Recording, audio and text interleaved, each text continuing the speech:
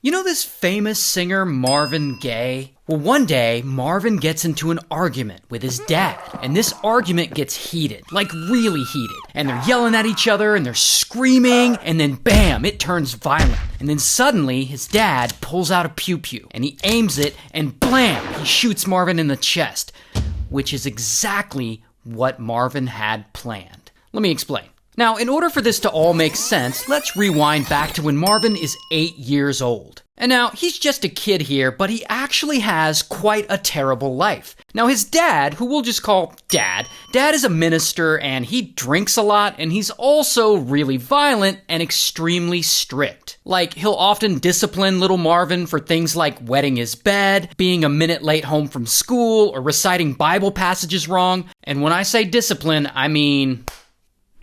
yeah, Dad's a real jerk. And little Marvin's not the only one Dad is abusive to. He apparently gets violent with Marvin's mom, too, who we'll just call Mom. And like Dad will get physical with her, and he also verbally abuses her, and also sleeps around on her a lot. He sounds like a real winner. And throughout all this, apparently Mom wants to leave him, but unfortunately she won't, because she's religious and I guess divorce is against their religion. So anyway, Mom and Dad and Marvin and his siblings, they all just keep living in this extremely chaotic household. And to make it worse, little Marvin loves secular music. But Dad discourages him from pursuing it, calling it the devil's music. But luckily, little Marvin just keeps on singing and playing as his mom is always there to encourage him. But then, everything changes. Time passes and little Marvin grows up, and he actually becomes a professional singer-songwriter, and bro has a hell of a voice. And so he works hard and he tours and he writes a bunch of songs, and soon enough, his career blows up and everyone knows who he is. And he's out here selling albums and he's selling out tours and he's got songs on the radio. He actually has 41 songs make the top 40 charts. 41, including his most famous song, Let's Get It On, which is a song that I like to dedicate to your mother. My point is, despite being discouraged by his dad when he was young, Marvin ends up becoming the biggest soul singer in the world, and he ends up having an incredible career in music. Until... fast forward a couple of decades to the early 80s, and Marvin is 44 years old now. And his career, it's still doing well, like he's still out there playing and making hits. In fact, he's just released one of his biggest songs ever, Sexual Healing, and it just hit #1. So all that's doing really well. But unfortunately, the poor guy still has a problem. He's super depressed, like clinically depressed. And he's been battling this depression for years, and it just doesn't seem to get any better.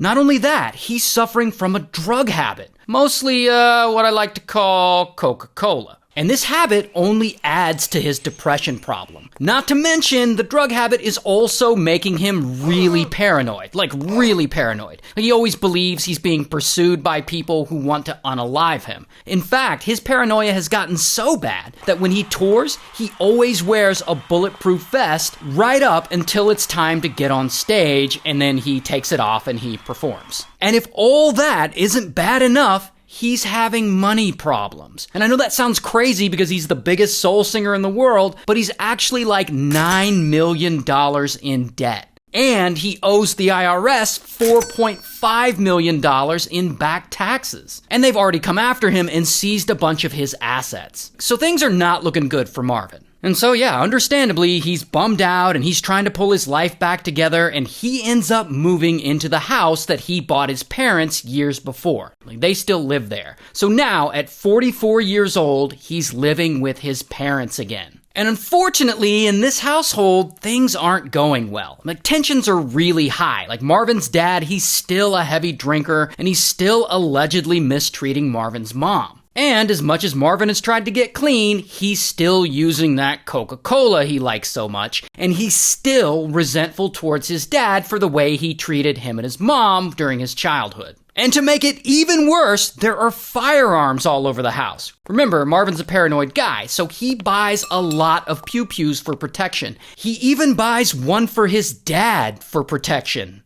Dun, dun, dun. Regardless, at some point while living there, life starts getting to be too much for him. The addiction, the depression, the paranoia, the money problems, he's kind of losing his mind and he seems to be self-aware of it. And despite being an incredibly successful and talented superstar, he just doesn't want to exist anymore.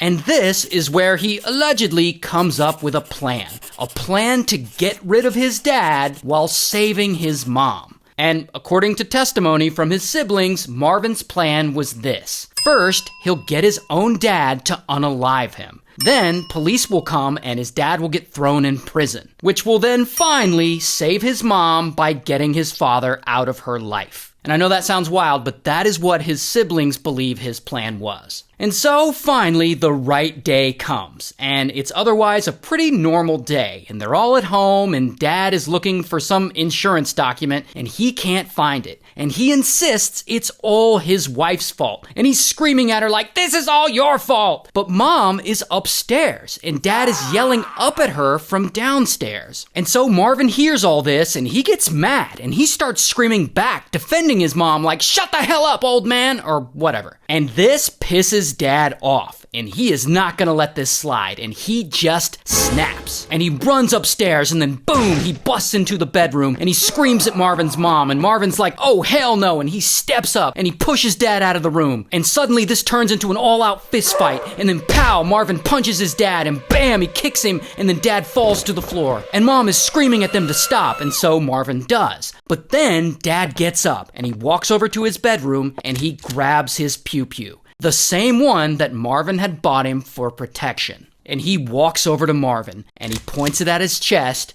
and blam, he fires. And Marvin falls to the floor. And as he's lying on the ground, blam, Dad shoots him again. Meanwhile, Marvin's brother, who lives out back in the guest house, he hears the gunshots and he comes running. And he comes inside the home and he sees his brother there on the floor dying. And he's like, "Oh shit!" And he runs over to him and he holds him. And according to him, Marvin's last words are, "I got what I wanted. I couldn't do it myself, so I had him do it." And then he unfortunately passes away, just like he had allegedly planned. So, step one of his plan is complete. And so then, of course, police show up and bam, they arrest Dad. And I don't have a mugshot of him, but I do have this picture of him getting arrested. Soul singer Marvin Gaye, whose career spanned over 25 years, including the birth of the Motown sound to the 80s, was shot to death yesterday in Los Angeles. So now that Dad is arrested, step two of Marvin's plan is complete.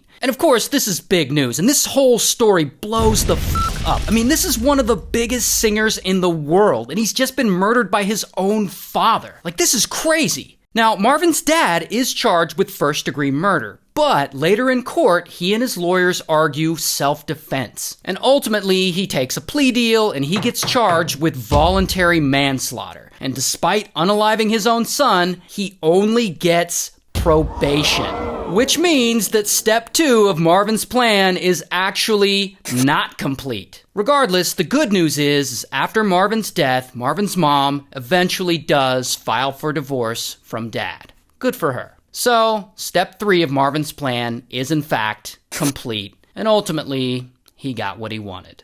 It's wild.